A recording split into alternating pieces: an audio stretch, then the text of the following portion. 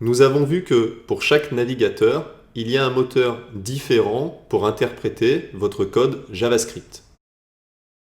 Eh bien, comme Node.js utilise aussi le langage JavaScript, il doit bien utiliser un moteur JavaScript quelque part. Ce moteur JavaScript est inclus directement dans Node.js et ce n'est autre que le moteur JavaScript de Chrome, c'est-à-dire le moteur V8 que nous avons vu précédemment.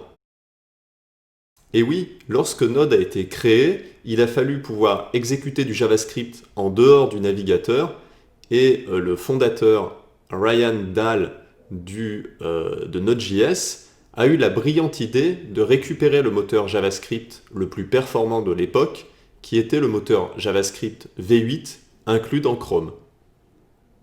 Il a pu profiter de ce moteur JavaScript V8 car ce dernier était disponible en open source et c'est ainsi qu'il a pu créer la plateforme Node.js.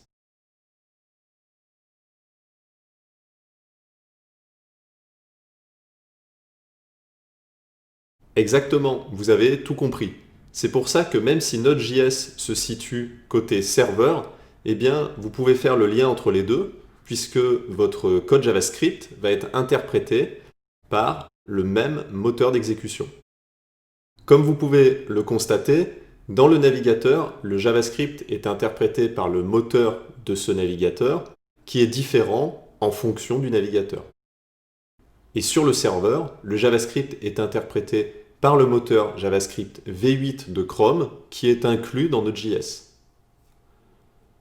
Si on reprend notre définition avec les environnements de tout à l'heure, eh bien, on peut écrire les deux égalités suivantes. Premièrement, environnement web égale navigateur plus moteur JavaScript. Et environnement serveur égale Node.js plus moteur V8 de Chrome plus certains modules internes à Node.js. On verra cela plus tard, mais du côté du serveur, vous interagissez avec votre environnement différemment que dans un navigateur. Par exemple, les console logs écrits dans Node.js n'apparaissent pas dans la console de développement du navigateur, mais dans la console d'exécution de votre programme.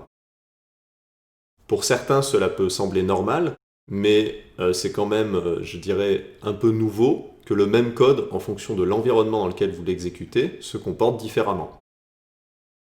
En tout cas, c'est comme cela que l'on peut écrire du code JavaScript côté serveur.